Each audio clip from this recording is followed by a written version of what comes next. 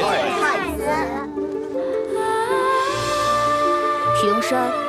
谢太子。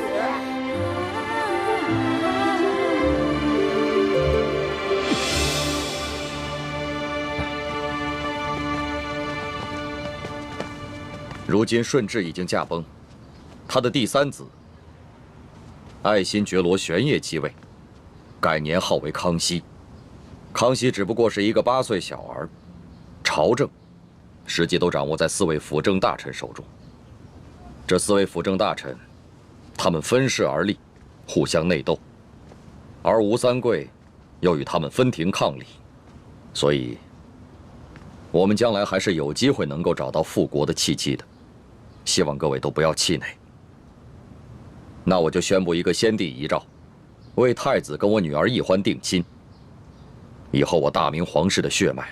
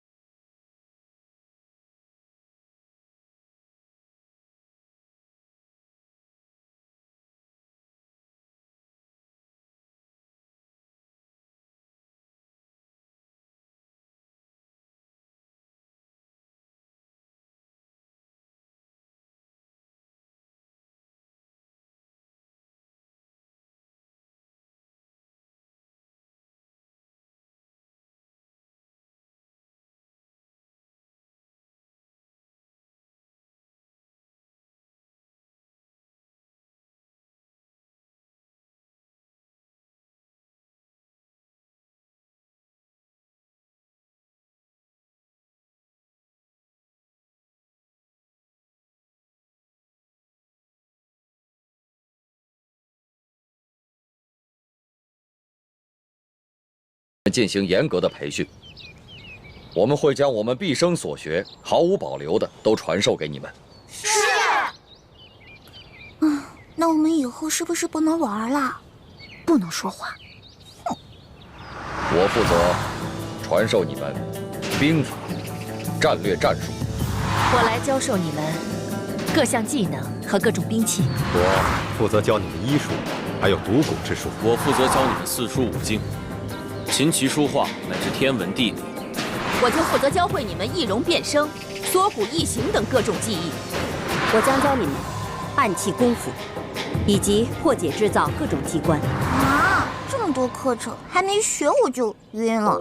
奕欢妹妹，你我可是大明最后的希望，我们要加倍努力，给所有的兄弟姐妹们做个榜样。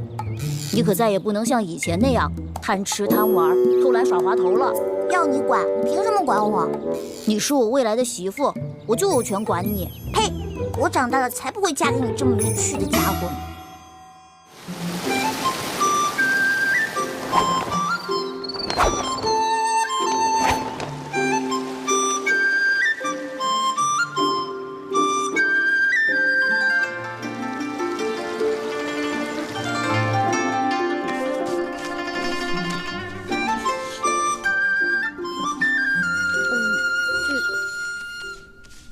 借我一下。画的真好看，你这么快的画？吴师傅，这是我做的。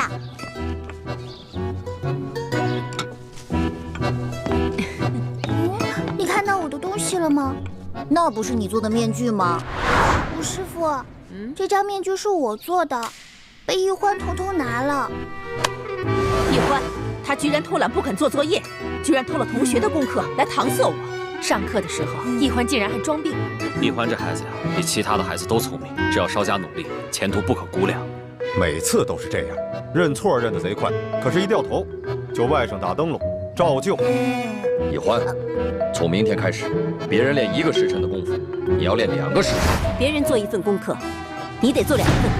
你这样根本不配做继王的女儿，日后还怎么指望你光复大明？奕欢，不要让我失望。你这孩子今后要多用点功了。奕欢，奕欢，奕欢，奕欢！花儿的病有起色吗？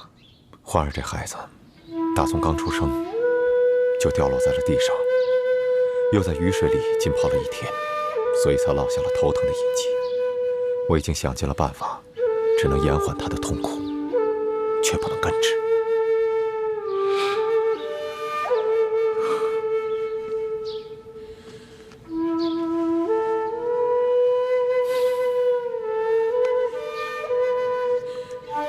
欢儿，都是我害了你。其实欢儿的病也不是不可医治，只是需要找到一种特别的药引。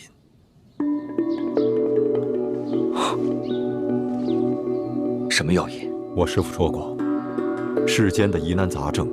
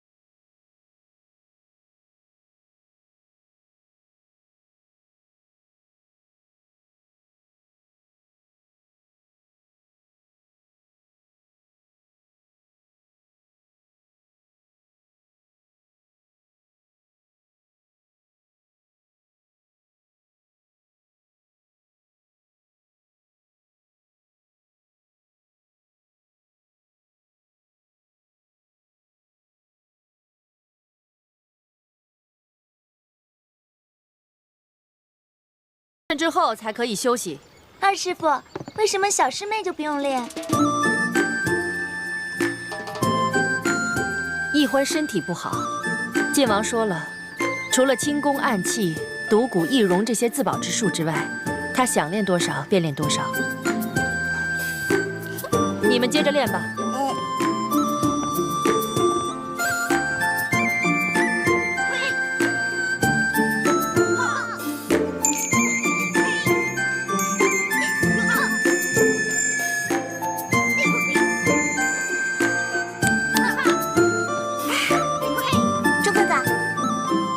你别捣乱，雪姐姐，把你的手往前伸一点。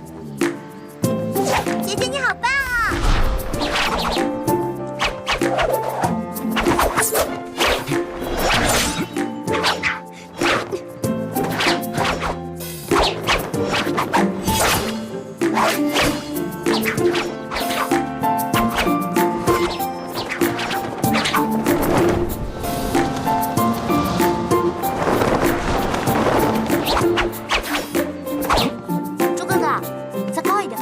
认真点。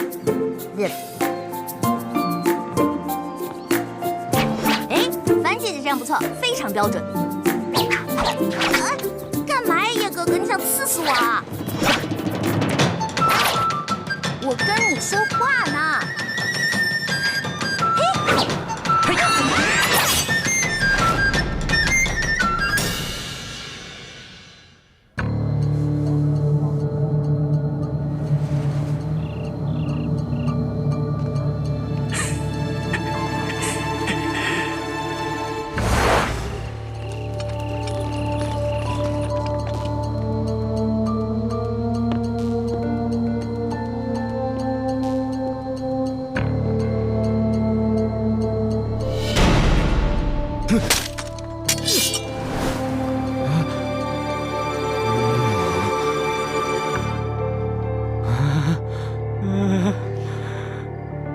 美人87、88、89、90。谁？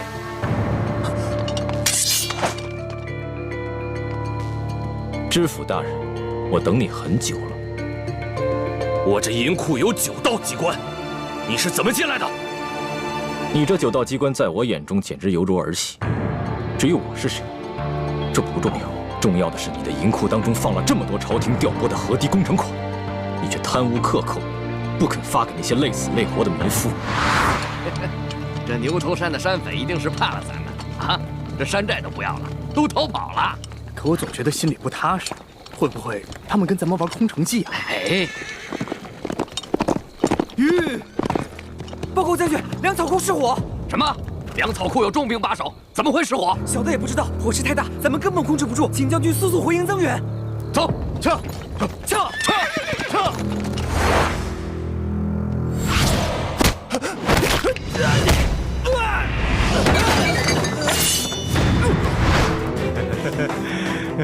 美人，把最新的军事装备图册交给我吧。好，没问题。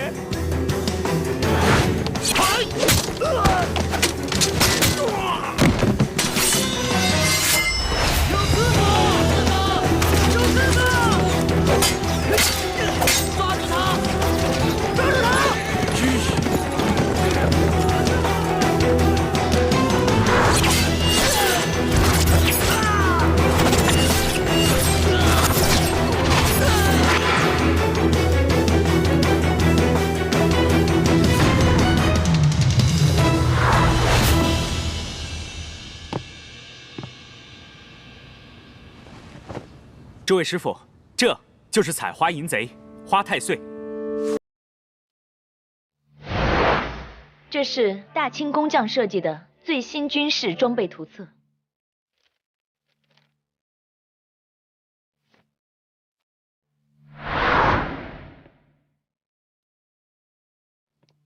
清军包围了牛头寨，牛寨主飞鸽传书求救，这是牛寨主赠送给咱们明珠谷的信物。牛寨主说了，从此以后愿听从我们明珠谷的号令。好了，现在到你这个大师兄了。诸位师傅，徒儿身为大师兄，理应给师弟师妹们做好表率，所以这次特意完成了2份作业。哦，这第1份便是诛杀川南恶霸南霸天。第2呢？这第2份作业便是惩罚同州知府徐国庆。义父，这徐国庆虽然克扣了朝廷的工程款，但罪不至死。更何况他还有9旬祖母跟7旬老母在堂，所以我只是逼他发放了克扣的工程款，砍下了一只左手，以示惩戒。很好，太子处置的十分得当。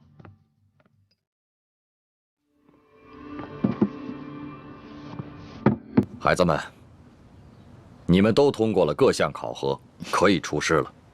接下来，我会有非常重要的任务要交给你们。哎，易欢呢？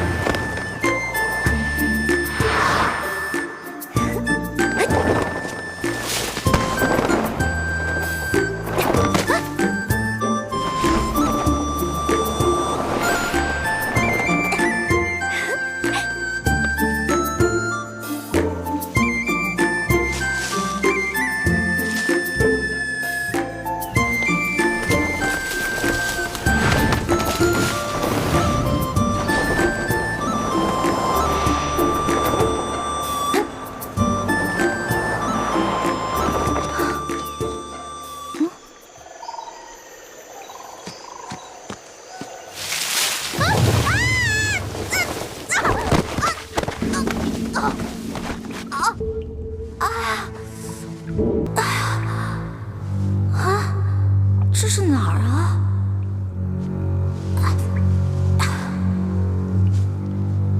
我怎么从来都没来过这个地方？难道以前有人住在这儿？这缸里是什么？打开看看。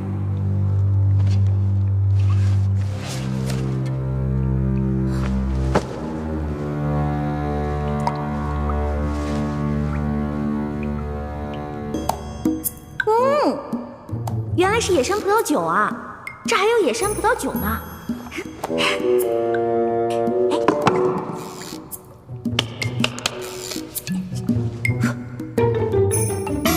我回来了。你跑哪儿去了？大伙都快急死了。有什么可着急的？我都这么大个人了，能出什么事儿？爹，你就知道游山玩水，不务正业，你知道吗？你的师哥师姐们都已经通过考核，可以出师了。真的？恭喜各位师哥师姐了。薛姐姐，那你到江湖可什么事儿都得分享妹妹一份，好吃的好喝的都得给我留着，知道吗？没问题。就你那三脚猫的功夫，跟着你师哥师姐们，还不是拖累他们？才不会呢！你也太小气了吧！师哥师姐才不会呢，他们会有福同享、有难独当的，是不是？大不了他们打劫我站岗，他们吃肉我喝汤嘛。就知道油嘴滑舌，懒得理你。马上跟我回去，过一个时辰，面壁思过。贵就贵。走了。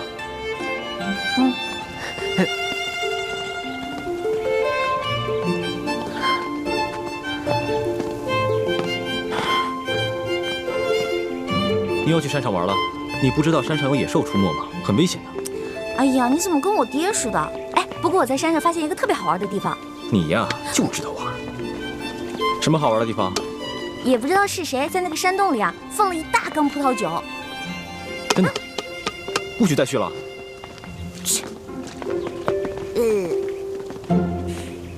徒儿参见各位师傅。你们听着，出师之后，我要你们完成的第一个重要任务，就是寻找当年崇祯皇帝留下来的一个铜匣。这个铜匣关系到我们联盟的一个绝顶机密。本来这个机密只有我一个人知道，但是现在是时候把它说出来了。你们一定要切记，每个人都要守口如瓶。徒儿明白。徒儿明白。当年崇祯皇帝自尽前几年，他就预感到大事不妙，所以提前做了准备。他把皇宫中还有国库中所有的金银财宝全都集中起来，命心腹之人藏在一个隐秘的地点，并制造了一张藏宝图。藏宝图？那我们找到了，是不是就发财啦？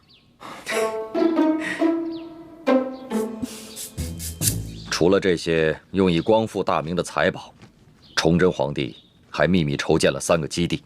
这第一个基地现在在台湾，由延平王郑经领导；2号基地就是咱们的明珠谷，由我和谷主陈胜男来领导。这第3个基地更隐秘，连我都不知晓。崇祯皇帝把这3个基地的资料，还有派遣到全国各地潜伏的大明义士名单，制作了一本小册子。晋王，那现在这个铜匣在何处啊？清军入关以后，这个铜匣很可能落到清军手中。不过，他们不知道铜匣的秘密。当年崇祯皇帝集结了大明王朝所有能工巧匠，为这个铜匣制造了3道机关。要想打开铜匣，必须有3把金钥匙同时插入，方能打开。如果金钥匙不齐全，想要强行打开铜匣，就会触动铜匣的机关，那么藏宝图和名册将会被损毁。那这3把金钥匙，这3号金钥匙上面有翡翠饰物，是在台湾延平王郑经手中。这第2号金钥匙上有玛瑙饰物，本来是张献忠所得，后来落到了我的手上。这第1号金钥匙上有白玉饰物，当年由永历帝亲藏。当年我父皇被吴三桂所弑，那1号金钥匙应该落在了吴三桂的手中，只是不知道是否交给了清廷。此番你们出谷，有2项重要任务：第一是想尽一切办法找到铜匣和金钥匙；第2就是联系天下义士，挑起鳌拜跟康熙之间的矛盾，引发清廷内乱。请师傅们放心，徒儿一定尽最大努力，将2项任务一一完成。好，此番你们出谷行动，一切都听太子调遣。太子，你就不要再用真实身份朱慈轩，而是用化名李建清。大家也不要叫他太子，而称他为大师兄，明白吗？记住了。记住了。2项任务都要先去京城，你们回去收拾一下，明天一早就出发。去京城啊？太好了！从小到大我就知道京城是全国最繁华的地方，带我去吧。你不能去。为什么？你平时不学无术，吊儿郎当的，武功暗器、奇门八卦、18般武艺，样样稀松。所以你继续留下来，跟你的师弟师妹们继续学习练功。这不公平！哎呀，爹，你就让我去吧，我在谷里闷得快要烦死了。我跟猪哥哥、雪姐姐一起完成任务，行不行啊？是啊，大师傅，您就让一欢跟我们一起去吧。是啊，让一欢一起去吧。大师傅，就让小师妹跟我一起走吧。爹，太子，你是这次行动的总负责，那么一欢是留在谷中，还是跟你们出去一同执行任务，都由你来决定。猪哥哥，从小到大你最疼我，是不是？你肯定会同意我去的，是不是啊？欢妹，此番我们出谷要执行的2项任务都事关重大，我要对全局负责，更要对你的安危负责。所以啊，你就乖乖留在谷中，继续游山玩水，逍遥快活吧。等我回来，给你带好吃的。爹及诸位师傅在上，一欢历来胸无大志，唯愿吃遍天下美食，穿遍天下美衣，还有找齐珍贵药材，配出冰肌血肤养颜膏，治好倩影姐姐的脸。还望诸位师长原谅一欢违禁出谷，待实现3大愿望之后，一欢再回谷，负荆请罪。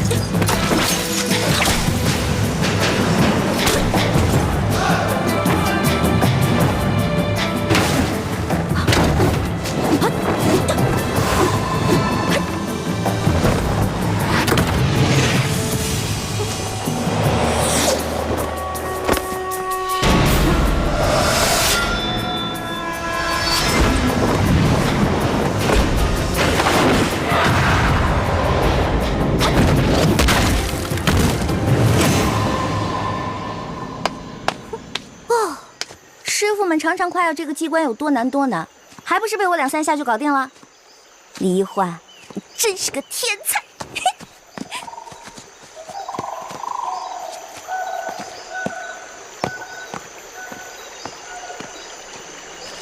范先生，你立刻飞鸽传书给太子他们，告诉他们，一欢已经出谷，让他们务必保护好一欢。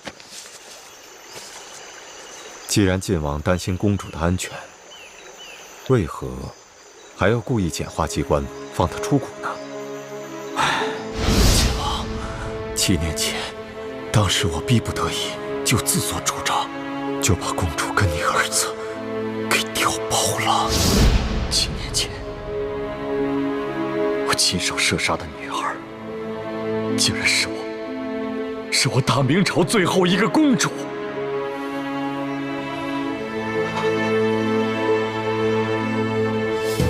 我李定国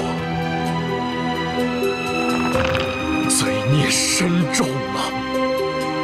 不，公主尚在人间。当年你那一箭刚好射中皇后送给公主的玉佩上，所以公主毫发无伤。这些年，我一直带着她隐居在明珠谷。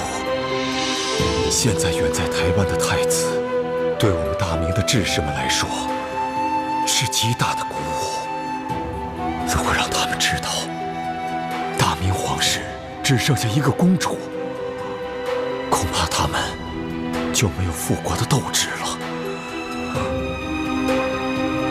如今世上，知道太子是你亲生儿子，奕欢才是大明最后一个公主的人，就只有你我2人了。我知道了，我马上传信给延平王，让他把太子送回来，就说先帝留下遗诏，让太子跟我女儿奕欢定亲，这样他们所生的子女也算是大明皇室血脉，我们也算对得起先帝了。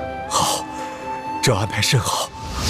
奕欢是先帝留下的唯一血脉，只可惜他生性懒惰，又贪图享乐。若一味保护，不让他历练，先帝在九泉之下也不会瞑目的。晋王真是用心良苦，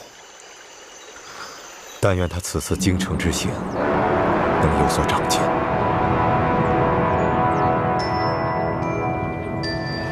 看桃仁，好看，多好这个。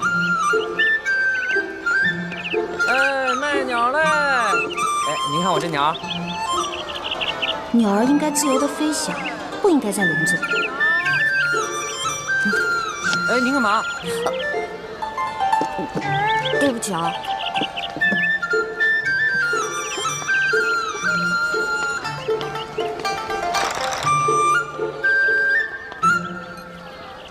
师傅们都说清甜无道，民不聊生。可为什么京城又如此繁华呢？难道是师傅们久未出国，已经不知道这个世界变了吗？让开，让开，让开，让开，让开，让。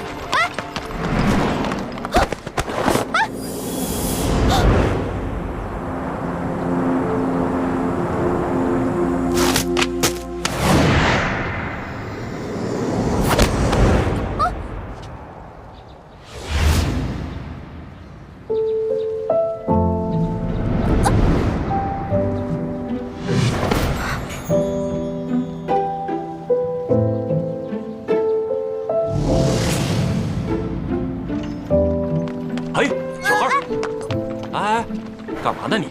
啊？对不起啊。不妨事。是，少爷。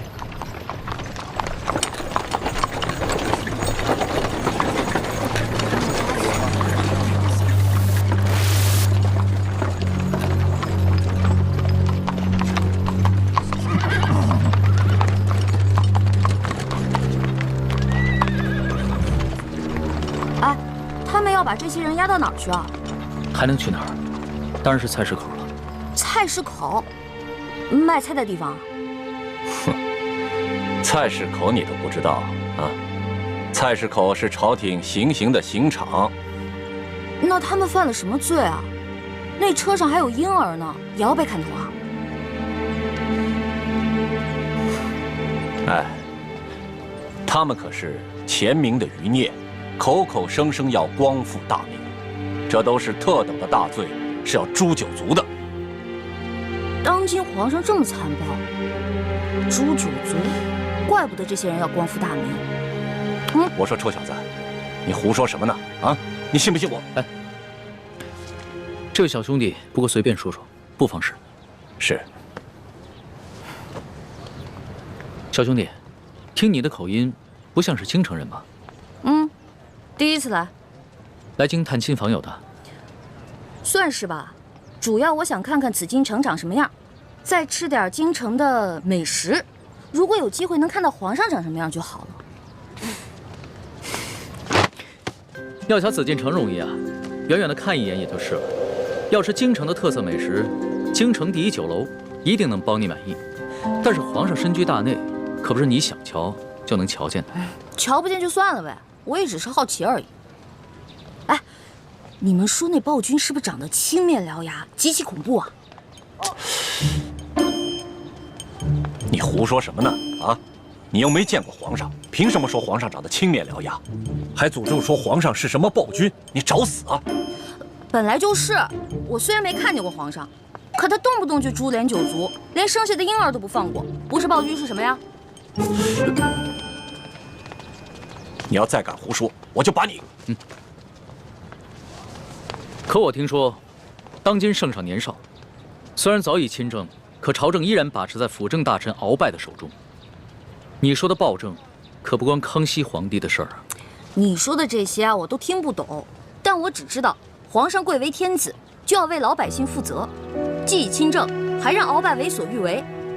我看啊，他不是暴君，那也是个昏君。你要再敢胡说，我立刻……他说的对，朕由朝政把持在他人手中，不是暴君，也是昏君。瞧他那把扇子很是名贵，我还是不要招惹这种人为妙。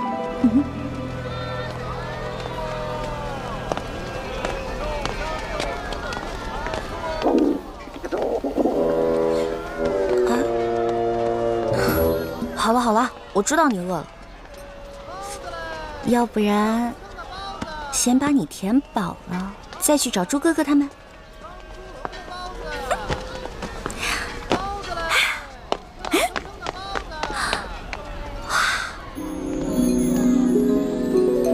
这难道就是刚才那位富家少爷说的京城第一酒楼？那全京城最好吃的东西，肯定就在里面了。您慢走。哎呦，客官，您里边请。您请。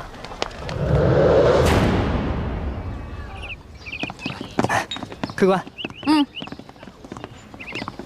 来，客官，您坐这儿。我要坐那儿。哎，我要看着京城最好的风景。就这样。客官，您一个人犯得着用那么大的桌子吗？要不咱换换？我一个人怎么了？我能吃4个人的量。去，给我拿菜单。哎。哇。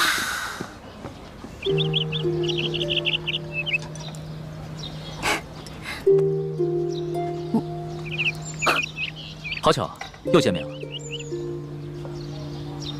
原来是你啊！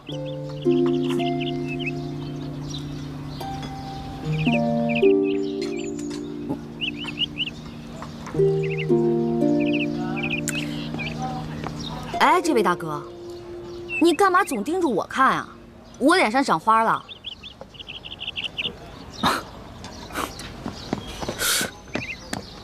客官。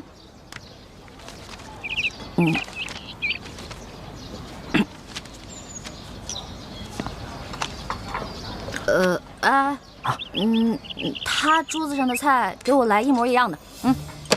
客官，那桌还有客人没来，您点那么多，一个人吃得完吗？哎，你管那么多干嘛呀？我让你去给我做，你就赶紧做。哎，等一下，再给我来一壶好酒，我要你们酒楼里最好的酒。好嘞。去吧。哎呀，京城的鸟啊，走你！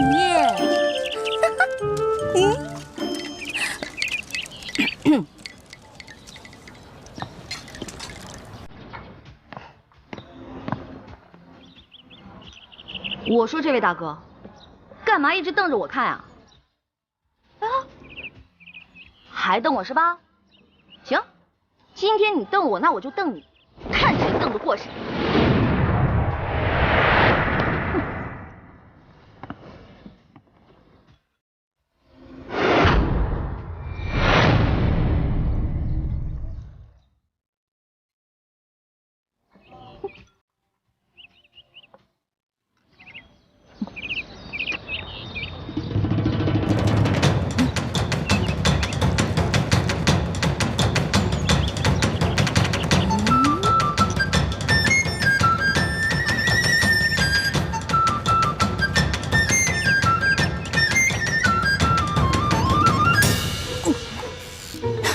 说了啊，看你还敢瞪我！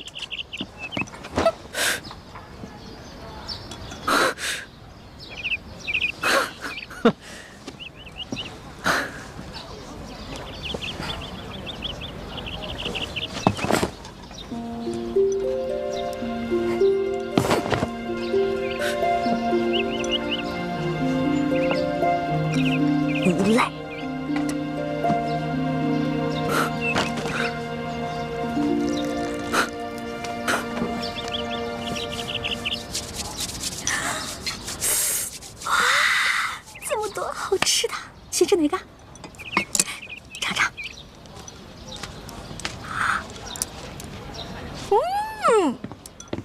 来，进来。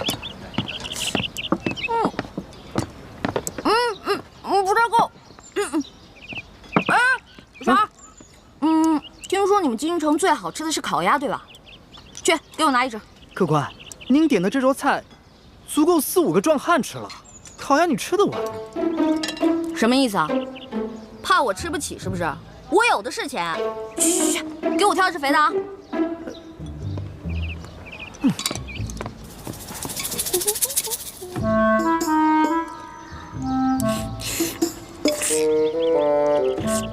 客官，烤鸭。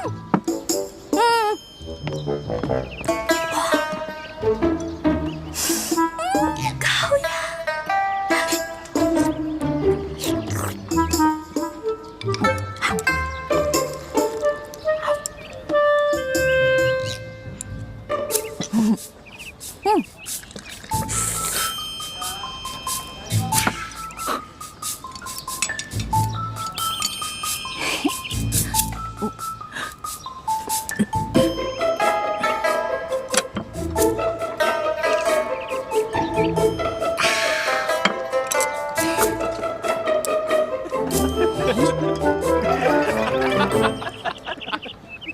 你看他那吃相，没见过这吃相，来，你们看，你看，笑什么呢？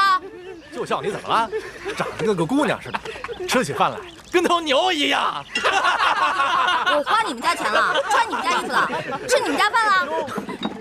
看不出来，你不仅食量大，脾气也挺大的呀。今儿我就替你父母好好教训教训你，改给你的臭毛病，不然以后可娶不着媳妇儿。想教训我，小爷请你们吃鸭肉。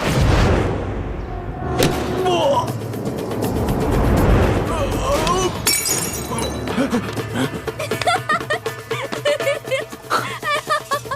找死！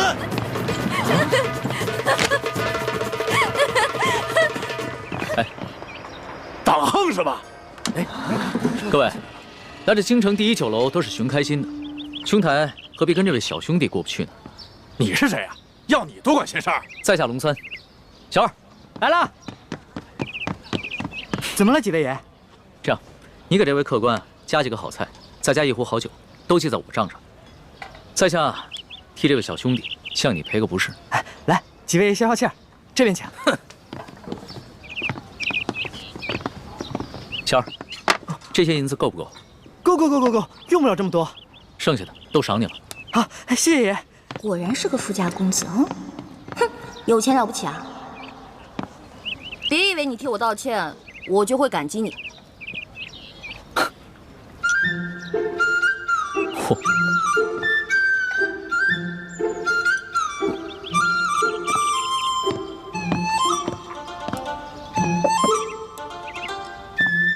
小兄弟，看你那么喜欢吃美食，这个呢，是我自家带过来的糕点，外面吃不到的，赏脸一品吧。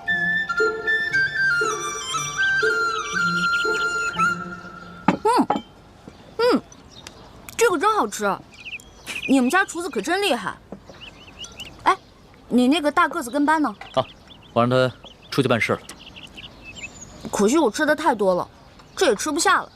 小二，哎，来了，你帮我把这些全都包上，我要带回去。好，那请先结下账。哦。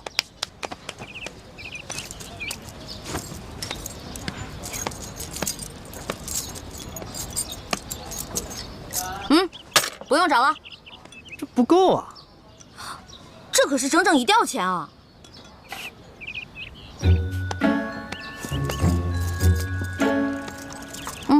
拿去。这还差得远呢。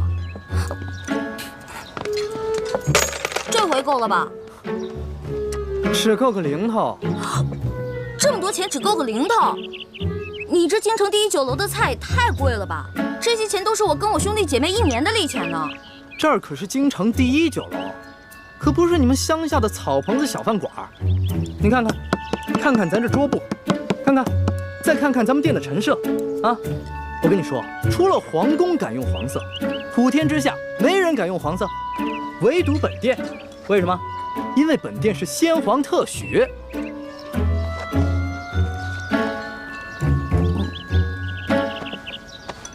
啊，这样吧，这顿饭钱我来出了。哎，且慢。虽然我知道你比我有钱，但是我也知道，无功不受禄。这样吧，我能不能先欠着，等我哥哥来了以后再付给你？可以啊，但是把你刚才掏的那块玉压在本店。带着这块玉赶回客栈，晚上会有别的叔叔接你回明珠谷。义父，你要去哪儿啊？我要跟你在一起。义父要为刚刚被绞死的那几个人收尸，这件事情太危险，你不能跟着我。那些被绞死的人跟咱们有什么关系啊？义父为什么要去给他们收尸？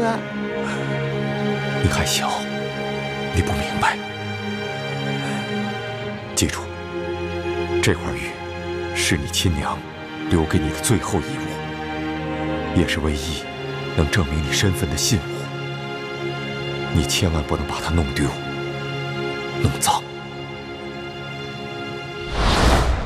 不行，这是我娘死前留给我的唯一遗物，不能给你。那客官的意思就是要吃霸王餐了。小兄弟，这个京城第一酒楼有个不成文的规矩，礼敬天下身怀绝技的能人异士。所以呢，你要是有什么绝技的话，能露出个1、2手，这样的话就可以免了这顿餐费。对，如果你实在没有现银的话，可以露手绝技给大伙儿瞧瞧。那什么样的绝技啊？来，小兄弟啊，你看到这上面挂的字画了没有？只要你能题一首诗，写一首好字儿，或者是画一幅画，就够格了。不瞒兄台，诗词歌赋、书法绘画，我样样都会，但是可能比不上这上面的墨宝吧。若是小兄弟觉得自己文采稍逊的话，那会不会什么别的，比如某种乐器、舞蹈，或者武功杂艺？没错，乐器嘛，我会好多种；舞蹈、杂艺、18般武艺，我也都会那么一点点。但是绝技，恐怕还谈不上吧。原来客官所学杂而不精啊！哎，人的精力是有限的，这位小兄弟啊，年纪轻轻的就什么都会，已经是很难得的奇才了。这样吧，小兄弟，你就挑你最精湛的技艺来露一手，看看是否合格。若是不够格的话，我来给你做担保，等你找到你哥哥再来结账不迟。好，就听龙少爷的，挑个您最拿手的，来一个给大伙瞧瞧。好，来一个。多谢兄台。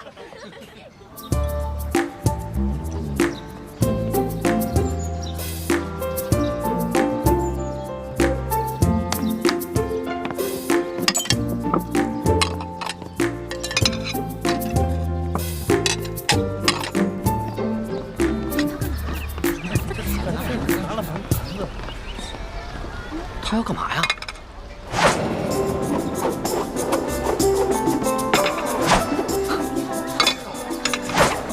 小兄弟，你这手上功夫虽说不上如何，但也算不错。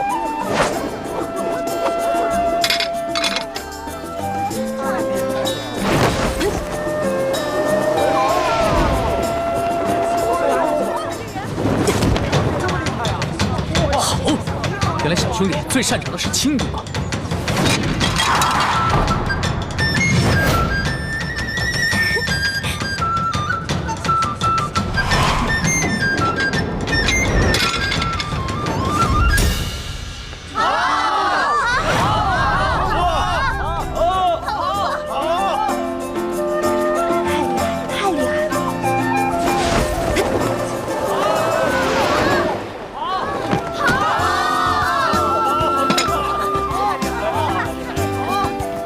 走了吧？当然可以，还请您留下高姓大名，下次再来本店提您名字可以打折。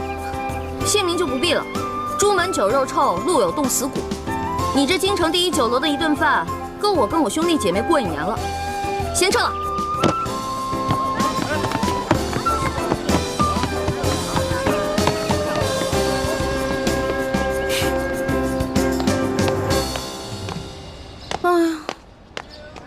没想到来京城的第一顿饭花了我这么多钱，还没找到猪哥哥他们就变成穷光蛋了。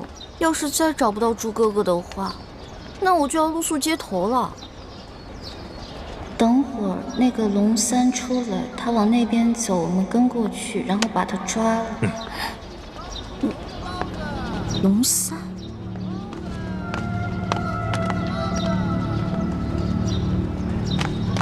哎，兄台，我这样追上你呢。哎，兄台，喂，我，哎，小兄弟，不要问。刚才我看到几个江湖人士在打手语，他们好像要对你下手。不会吧？我平时极少出门，没有什么仇家。你当然是没什么仇家了，但是你爹娘没有教育过你吗？出门财不可外露，估计啊是盯上你的钱了。我这个样子很有钱吗？一看你就是一个不经常出府的大少爷了，没什么江湖经验。你啊，虽然穿了一件普通的绸衫，但是你手上那个玉扳指，还有你的帽子跟腰带上镶嵌的美玉，都是极品兵种。再看看你这把古扇，这扇面是黄庭坚的真迹吧？足以买下这整栋酒楼了。我倒是忘了这些细节了。小兄弟，你真是好眼力啊！哼，其实在下的能力呢，不光是刚刚在楼上说的那些，我对鉴赏古玩玉器也是不在话下。多才多艺，真是多才多艺。哎，不知道小兄弟叫什么名字？我们交个朋友吧。哎，你先别问我叫什么名字，我先问你，那个揪我小辫子，你那个大个子跟班呢？我原来还带了几个跟班，不过都被我派出去办事儿了。我们约好了，在街角转头的那个书画斋门口碰头。哎呀，如果你这样一个人出去的话，估计你也走不到书画斋了。那怎么办啊？这样吧，看在你刚才帮我解围的份上，又请我吃了一碟点心，我来帮你。先帮我开个房间。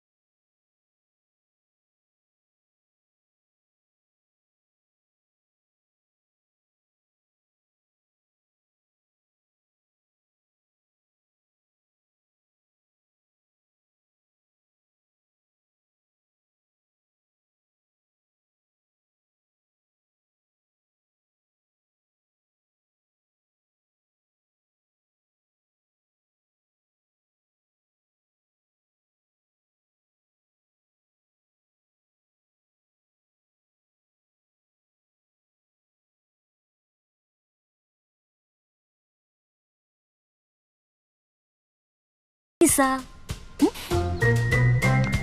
那就多谢小兄弟了。想不到这天子脚下，北京城内，光天化日还有人抢劫绑架，也难怪朝廷会实行严苛的刑罚。亏你还饱读诗书，这什么狗屁道理？推行暴政，我虽然不懂国之大事，但是我也知道，唯有仁政才能治理天下。还愣着干什么呀？赶紧去换衣服呀！哦。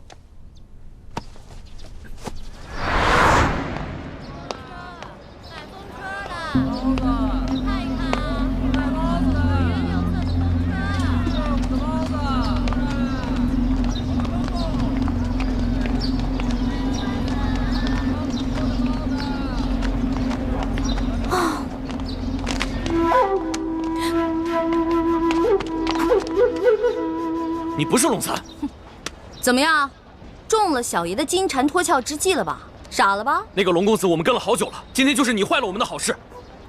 所以你们想干嘛呢？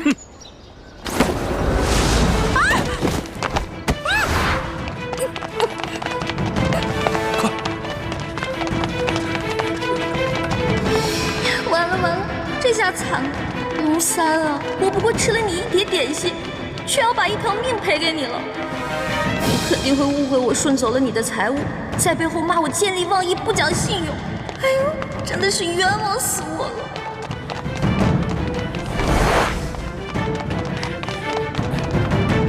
少主，今天有人破坏我们的计划。哦，什么人？这个人的声音好熟悉啊！放下！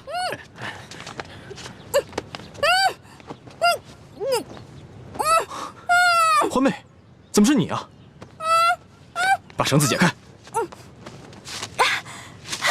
猪哥哥，猪哥哥，怎么会是你啊？少主，这位是？她是我的小师妹一欢。啊，这些打架劫舍的人，你认识啊？你别胡说，他们都是我们联盟的好兄弟。一欢姑娘，刚才真是多有得罪，没想到我们居然是大水冲了龙王庙。你们为什么要劫那个龙三啊？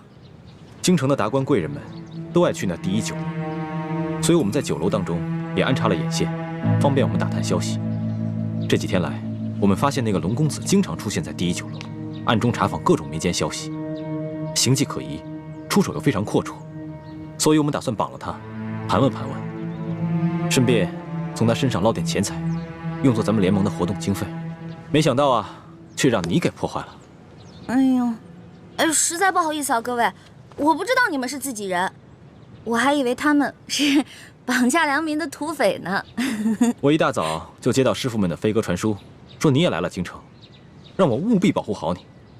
我正想着怎么才能找到你，没想到我们竟以这种方式见面了。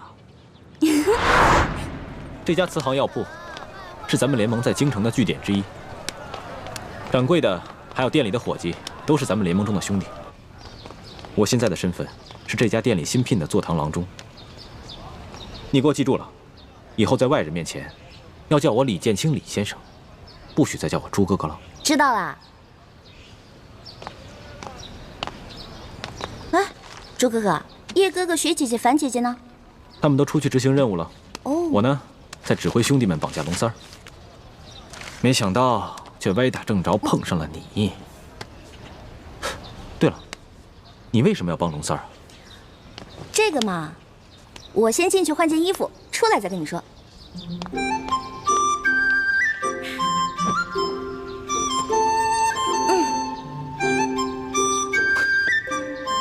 你就因为吃了他一碟点心，就去替他冒这个险？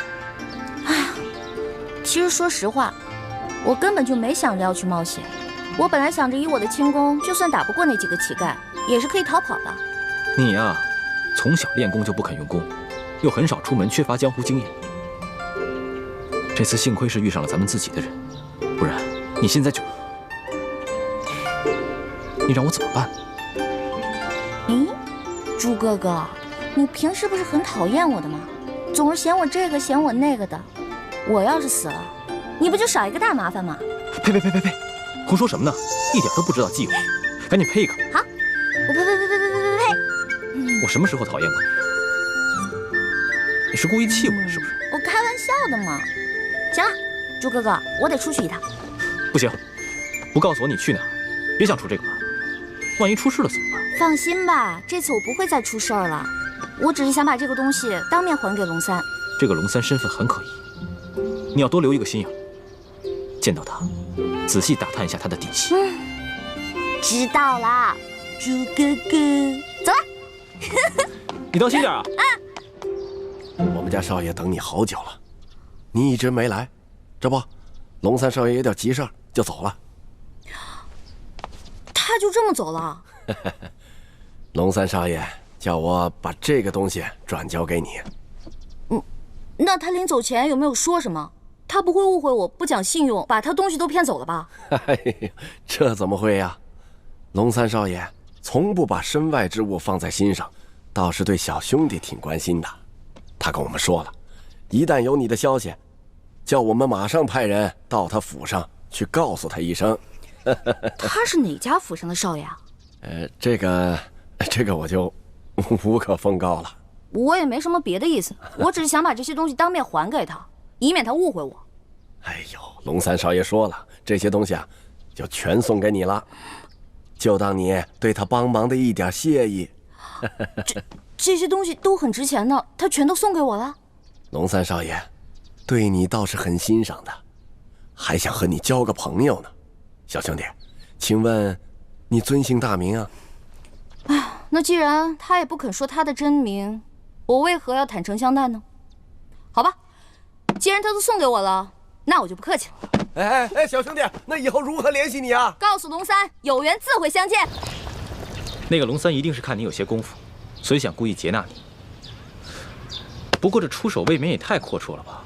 看来来头不小啊。环妹，一有机会要多去宝雅斋看看，看看能不能再碰上他。我现在对龙三也挺好奇的，我想弄清楚他到底是什么人。京城第一酒楼也有我们的眼线，只要他出现，我们就有机会弄清楚他的底细。朱哥哥，你看啊，你跟叶哥哥啊、樊姐姐啊、雪姐姐啊都那么忙，对不对？所以呢？我就不给你们添乱啦。我想去看看紫禁城，我保证绝不给你们添麻烦。等等，回来。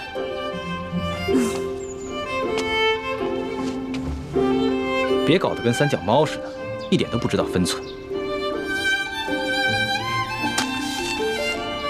你看看这是什么？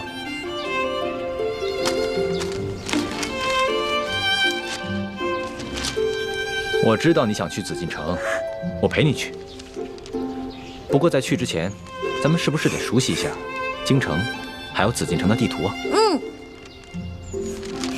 这个是午门，午门前面是太和门。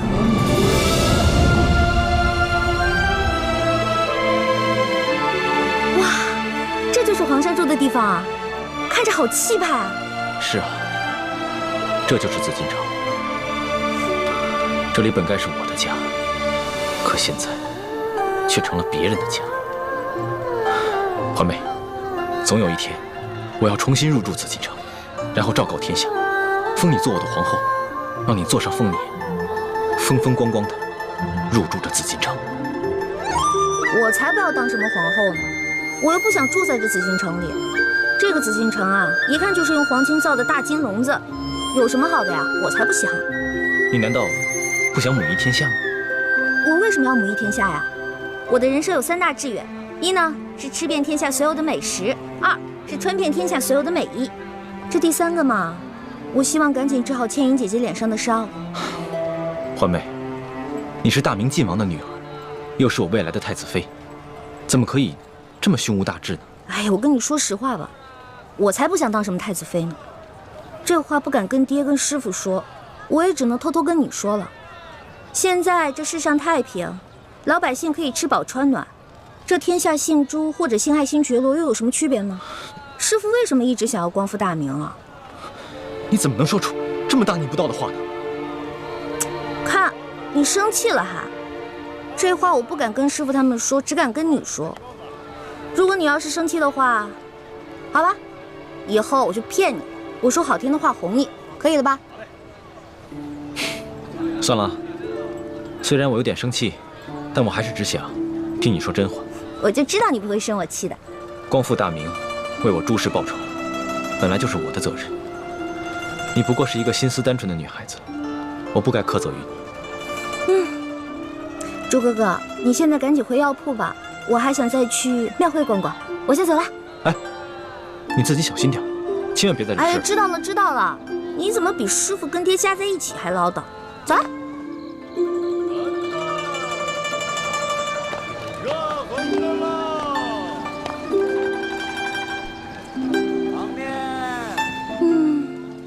好香啊，好想再进去吃一顿。可惜这天下第一酒楼的菜价真是太贵了，根本吃不起。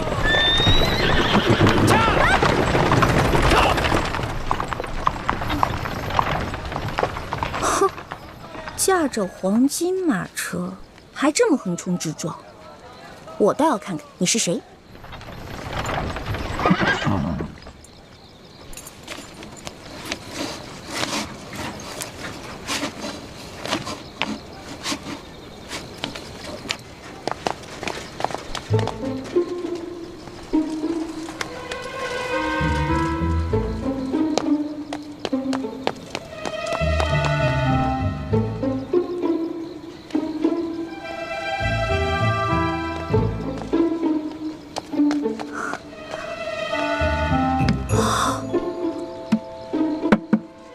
哇，真金的呀！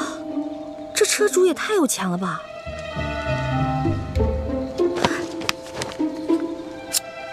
哼，看这车夫刚才那么嚣张的样子，估计这个车主也不是什么好人。我就当劫富济贫了。中堂大人，这边请。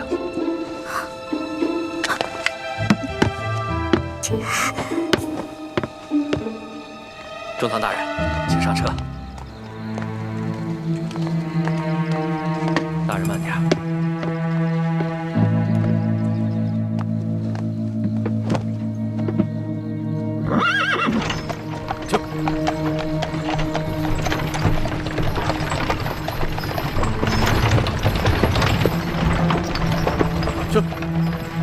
当今世上，只有4位辅政大臣之一的鳌拜人称中堂。难不成这车上的人是鳌拜？鳌拜权倾天下，怪不得这车这般华贵，行人也都避让不及。想来他们也都认得。哎呀，一欢呀一欢，这次你可玩大发了。这鳌拜可是大清第一勇士，要是被他发现你这个小毛贼，你这小命可就不保了。救苦救难的观世音菩萨，你可一定要保佑我。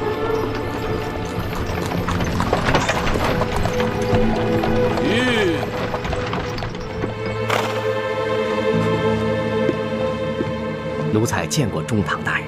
公公不必多礼。宫中一切可都好吗？一切尽在中堂大人的掌控之中。皇上好吗？皇上现在每天还是跟一些小伙伴们摔跤玩耍，无心朝政。他那都是故意做给老夫看的吧？当年顺治爷临终托孤的情景，老夫至今难忘啊！只可惜这个小皇帝翅膀眼看着就硬了，有点看我等老臣不顺眼了。其实，皇上还是很念旧情的。帝王天子，有谁是心慈手软、真念旧情的？翅膀硬了，总是要飞的。你还是继续给皇上进补吧，每日1盅大补汤，你一定要看着皇上服下去。奴才明白，奴才一定尽心伺候皇上。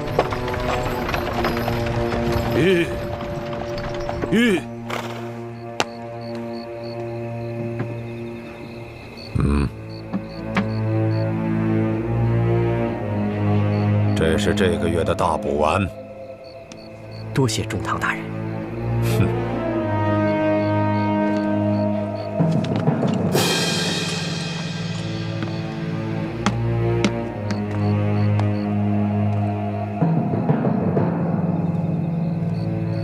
赶紧送公公回宫，公公不便在外久留。奴才遵命。回宫？难道是回紫禁城？我的天哪！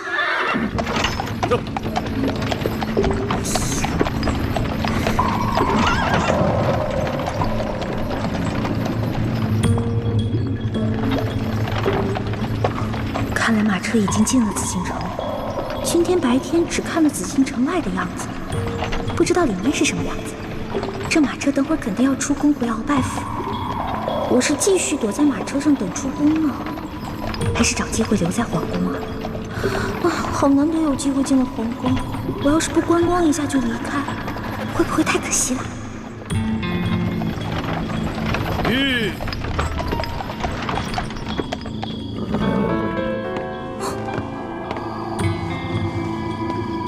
公公，您慢点。公公，这儿有没有方便的地方？这一路可把我憋死了。这宫里的路不好找，还是咱家带你去吧。哟，那有劳公公了。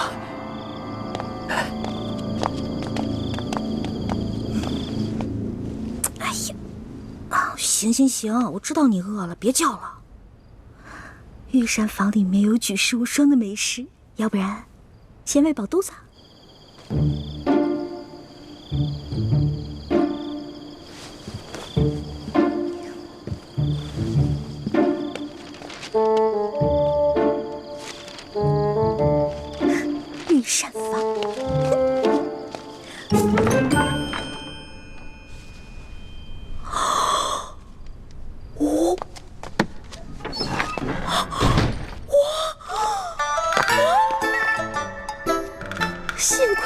给了我这张地图。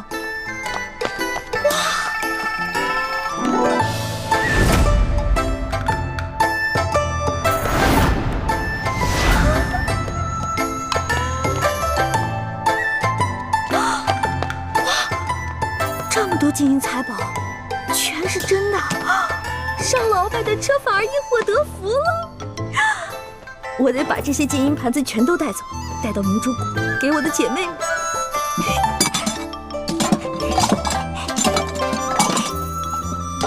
都是皇上用的东西，太棒了！快！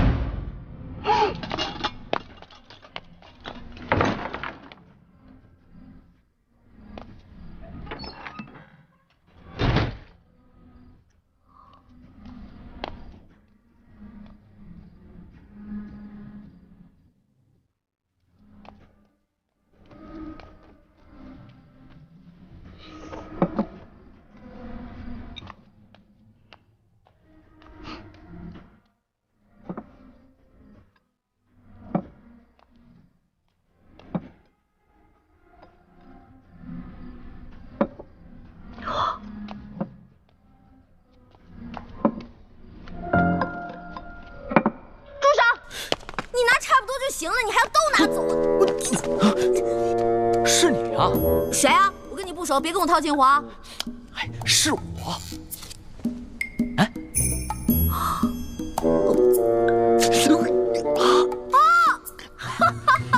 是你呀！是不是在里面？啊！我记起来了，我记起来了。嘘啊！嘘，我们换个地方说。走。哎，我的东西，我的东西。啊。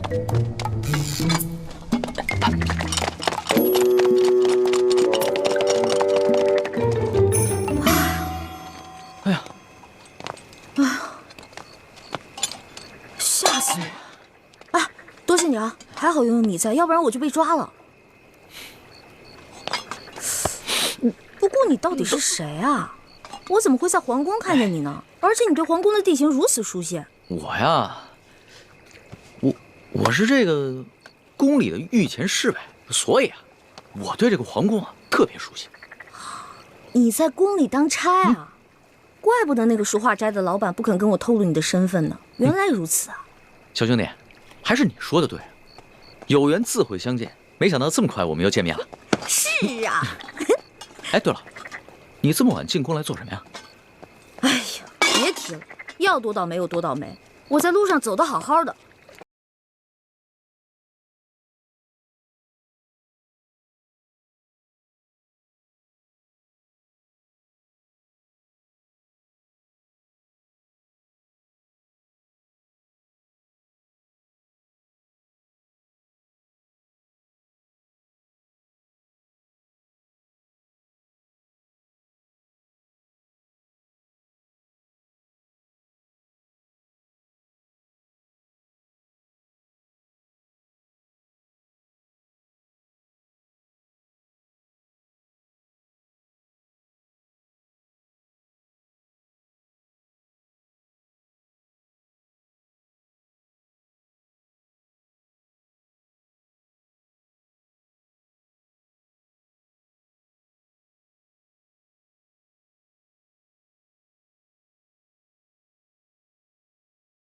奸细，但没有想到他居然如此放肆，胆敢公然勾结内奸，真是不把皇上放在眼里。还是小皇帝无能呗，这拉屎的呀，居然被吃屎的欺负。小兄弟，你这话未免也太糙了吧？话糙理不糙啊，我说的都是实在话。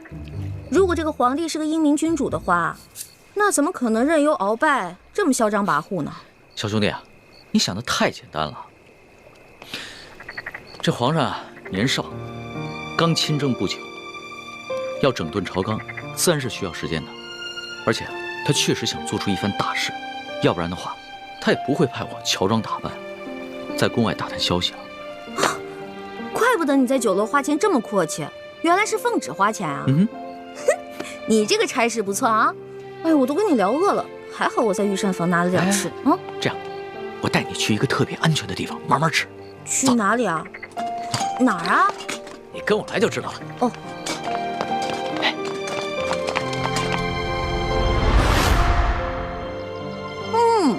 可是这御厨做的就是不一样，不光做的好看，吃着也香哈。那当然，能侍奉皇上的御厨，那都是天下第一的大厨子。哎，你不是说你是皇上的心腹侍卫吗？那你是他的御前侍卫，你想吃什么可以找他恩赐啊。那干嘛半夜3更的去御膳房偷吃的？我哪是偷偷去吃啊，我那是光明正大的去吃。你要不是为了掩护你，我哪会被那些相熟的侍卫追得满宫跑啊？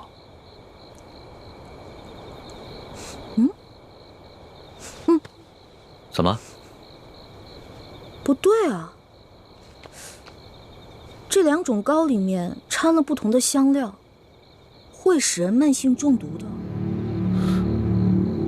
中毒？你别开玩笑了，怎么可能呢？这些糕点是皇上最喜欢吃的，而且皇上平时进膳的时候，都是有专门的人用银针试过的，也有专门的人试吃，怎么可能会有毒呢？真的，这里边的香料性热，而这个糕点里面的香料性凉，2种单独食用不会中毒，但是混在一起长期食用就会使人中毒，并且可以使人心智受损。你没开玩笑啊？干嘛？别动，我来给你把把脉。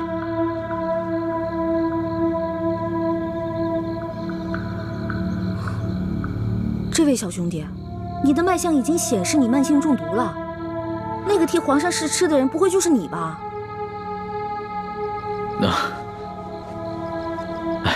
实不相瞒，其实呢是皇上和我最近都感觉到身体不适，所以呢特意让我来御膳房求证一下。原本呢我是不相信宫里的太医，所以想取几样食材拿到外面去给宫外的名医看看。一开始见到你在那儿的时候，我以为啊你是下毒的人，派来毁灭证据的。后来看到你毫无顾忌的大吃大喝，然后又跟我说了这些话，到现在我才相信你。遇到本李大侠李易欢算你运气，知道吗？李易欢，姓李名易欢，这名字挺好听的。那当然了，我不仅名字好听，还会识毒，并且还会解毒呢。那我和皇上的毒能解吗？哎呀，你和皇上的毒嘛，解是可以解，不过这药材配起来比较难，而且这药材价格不菲啊。钱不是问题，你想要多少，我给你多少。好，3日以后在第1酒楼，我带着解药，你把药钱给我。这个药钱嘛，10两黄金。没问题，我看也不必等到3日以后。我这边御班制肯定不止10两黄金，你先拿去吧。哇，果然是个好扳指啊！你就这么把扳指给我了？你也不怕我骗你？我相信你，虽然我们2个相识不过1日，但是我能看得出来，你是一个有本事的人。只要是有本事的人，都不会因为钱财而背信弃义的。有眼光。我是个有本事的人，我的本事不光这些，还有很多呢。以后有机会慢慢让你见识啊。好啊。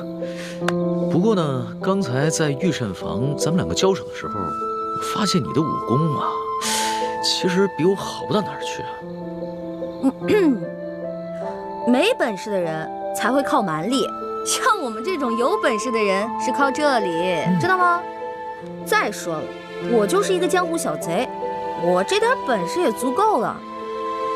但是你是御前侍卫啊，那你这3脚猫的功夫怎么当的御前侍卫？哎，你跟我说实话，是不是你投了个好胎，有了个好爹，才让你当上御前侍卫的？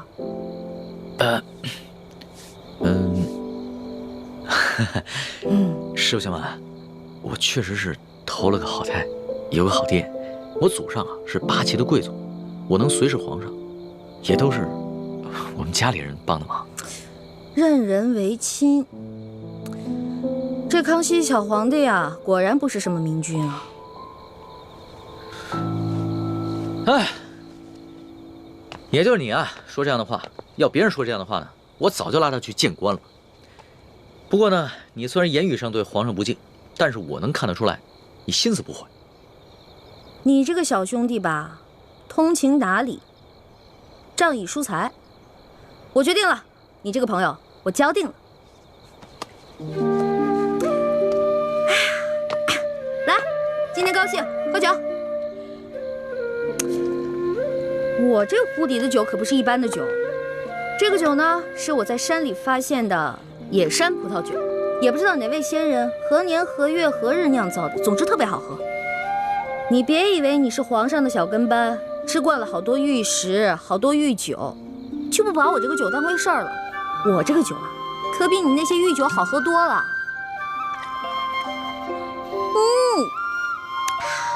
爽，尝尝。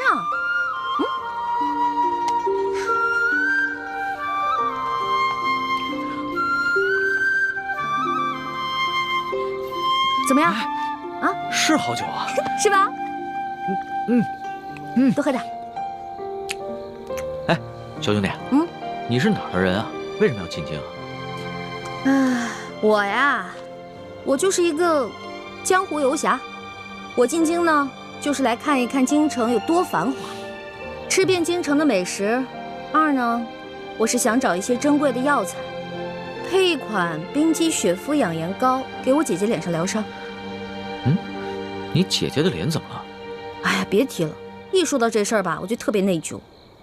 小的时候啊，我背着大人，拉着我姐姐去山里玩。哎，妹妹，咱们回去吧。平日里师傅们都不让咱们上山玩，说山里有野兽，那是他们吓唬咱们呢。走吧。哎呀，走啦！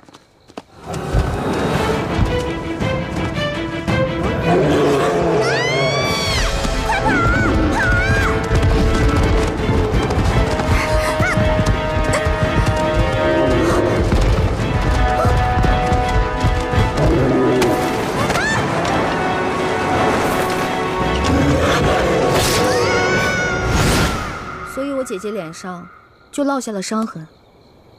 我义父是个名医，他说要想治好我姐姐脸上的伤，就得用稀有的药材配成一副冰肌雪肤养颜膏。但我们家比较穷，这些药材一直凑不齐，所以我就想啊，什么时候能把我姐姐脸上的伤治好就好了。我姐姐可是个大美人，但就是因为脸上的伤让她变得很自卑，所以我希望我能早日帮她配齐这些药，治好她脸上的伤。所以你刚才不跟着那辆马车出宫，不是为了进御膳房偷吃东西，而是为了找太医院，去找那些能治好你姐姐脸上伤的药。对啊，本来我想先饱吃一顿再去太医院的，没成想。你是个重情重义的人啊，我喜欢你的性子。哎，你多大了？我呀，我是顺治12年5月初4生的。5月初4？啊，真的假的呀？真的。太巧了，我也是5月初4。啊，只不过我是顺治11年的，比你大1岁。这么巧啊！哎，你说咱们两个一日之内相逢了2次，我觉得咱们这个缘分匪浅呀，不如我们今天指月为誓，结拜为兄弟，如何？从来没有人想着跟我结拜的。不过我以前老看古书上说，那些古人们结拜好像挺有意思的。当然了，我也一直想这么做来着，可惜一直没有遇到合适的人。既然你我这么有缘，那就结拜吧。我长你1岁，我做大哥，你是小弟。哎，不行不行，岂不闻古人有云：文道有先后，术业有专攻。咱们既然结拜，就不能以庸俗的年龄论长幼，咱们得看谁的见识广，本事强。刚才你也说了，我的见识广，本事强，所以我是大哥，你是小弟。这也行啊？当然了，如果你觉得不行的话，再来打一架，谁赢了谁是大哥。不打。行，居然还有人想当我的大哥。行，你是大哥，我是小弟，好了吧？嗯。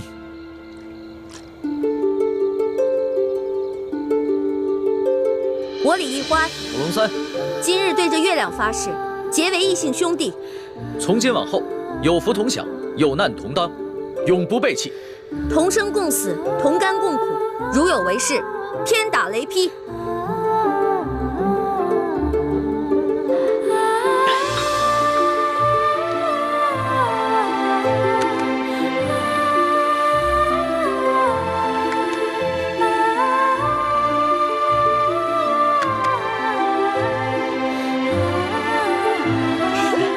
大哥请，小弟请。啊，对了，我们现在都结拜了，以后不能骗你了，要不然会天打雷劈的。大哥，你说什么呢？你可真是个小白兔！我之前说那个解药说要10两黄金，其实只需要10个铜板。我跟你结拜了，所以自然不能骗你了。哦，还有这个玉扳指，还给你吧。我是刚开始看你那么有钱，所以想顺便敲敲你的竹杠。不过现在咱们都结拜了，我就不能再骗你了，我得讲义气啊。大哥果然是个性情中人。不过我们刚刚对着月亮发誓，要有福同享，有难同当。小弟的东西呢，就是大哥的东西。这个玉扳指啊，大哥你就好好收着吧。这个东西啊，小弟多的是，不必还我了。